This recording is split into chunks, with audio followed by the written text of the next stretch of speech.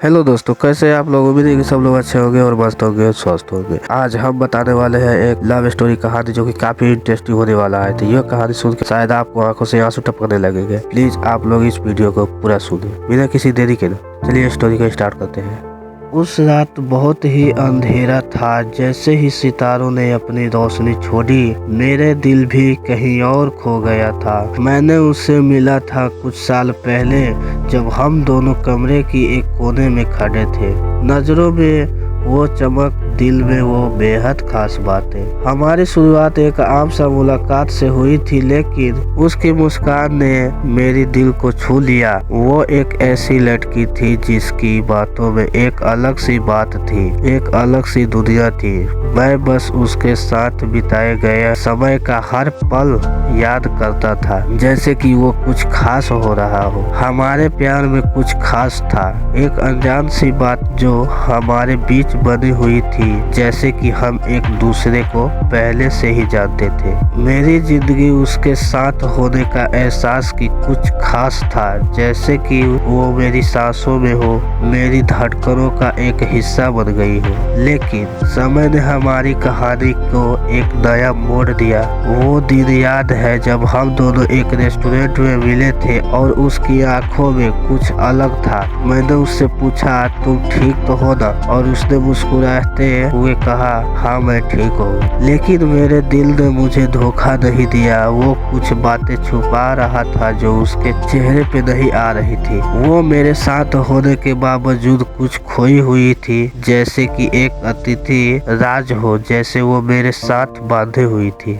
एक दिन वो मेरे पास आई और बोली, मैं तुमसे कुछ कहना चाहती हूँ। मैंने उसकी आंखों में देखा और फील किया कि कुछ गहरा हो रहा है। उसने कहा, मैं अपने माता पिता के साथ अगले हफ्ते शादी के लिए जा रहा हूँ। मेरा दिल एक बार फिर से उस अंधकार में खो गया, जैसे कि सारा जीवन एक ही पल में टूट जाएगा। तुम्हें ये क्यों करना है? मैंने गुस्से से पूछा, लेकिन उसने मुझसे दूर होकर कहा, मेरी माँ का ख्वाब है और मैं उससे पूरा करना चाहती हूँ। उसके शब्दों ने मेरे दिल को चोट पहुँचाई, लेकिन मैं उसे समझाता था कि ये उसका निर्णय था, लेकिन मेरा दिल इसे स्वीकारने के लिए तैयार नहीं था। हमारी मुलाकातों की यादें मेरे दिल को दर्द दे रही थी, जैसे कि वो सभी पल एक दूसरे के साथ ही बिता रही थी। उसने मेरे होठों पर एक प्यारी सी मुस्कान दी और कहा, मुझे माफ कर दो प्यार करने वाले। और फिर उसने मुझसे दूर होकर चली गई। मैं वही खड़ा रह गया, हृदय टूटा हुआ। सभी सपने एक साथ गिर गए। अगले कुछ दिनों में मैंने उसकी शादी की खबरें सुनी। हर कोने से आई ये न्यूज मेरे दिल को और भी दुखी कर दिया। उसकी हंसी, उसकी खुशी सब मेरे सामने था, लेकिन मैं उसके साथ नहीं था। उसने मेरे होठों पर एक प्यारी सी मुस्कान दी और मुझे माफ कर दो प्यार होने वाले। हृदय सभी टूट गया था, ये एहसास करते थे। एक रात मैंने अपने आंसुओं को रोक नहीं सका और मेरा दिल उसके लिए रो रहा था। मैंने उसके लिए एक पत्र लिखा, जिसमें मैंने सब कुछ लिखा जो मेरे दिल के अंदर था, जिससे मैं उससे कहना चाहता था। और फिर मैंने उसे भेज दिया। कुछ ही दिनों बाद उसका जवाब आया। वो मेरे साथ बातचीत करना चाहती थी और हम मिले। उसने कहा, तुम्हारा पत्र पढ़ा और मैं समझती हूँ कि तुम्हें कितना दर्द हो रहा होगा। मुझे माफ करो, मैं अपनी माँ के सपने को पूरा करना चाहती थी और मैं जानती हूँ कि तुम मेरे लिए कितने अच्छे होते हो। मैं उसकी आंखों में देखा, वो भी रो रही थी। हम दोनों एक दूसरे की बाहों में गिरे।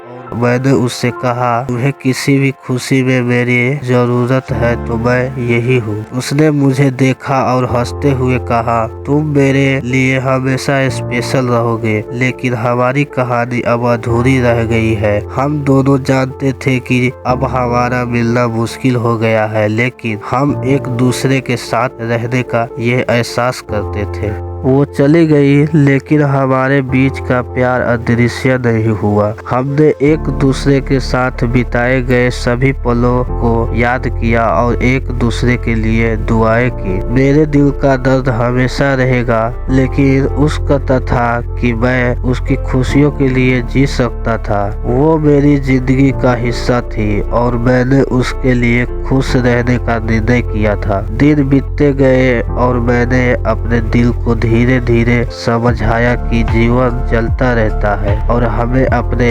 संबंधों को स्वीकारना पड़ता है। जिंदगी की चक्रधार में हम बढ़ते रहते हैं, कभी हंसते हैं, कभी रोते हैं, लेकिन हम आगे बढ़ते हैं। मैंने अपने दिल को संबोधित किया, तुमने जो किया वो सही था। उसने अपनी माँ के सपनों को पूरा किया और अपने जीवन में खुशियाँ ढूंढी। मैंने उसकी खुशियों के लिए दुआएं भेजी और उसके भविष्य के लिए शुभकामनाएं भेजी। हमारी मुलाकातों की यादें हमेशा मेरी साथ रहेगी और मैं उसकी सफलता के लिए हमेशा प्रेरित रहूंगा। हम अब एक दूसरे के साथ नहीं है, लेकिन हमारी आत्मा एक दूसरे से जुड़ी रहेगी। दरअसल प्यार का अर्थ ये नहीं होता कि हमें हमेशा साथ होना चाहिए, बल्कि ये है कि हमें एक दूसरे की खुशी के लिए खुद को अर्पित करना चाहिए। हम एक दूसरे को मुकाबले करने के लिए बनाए जाते हैं, लेकिन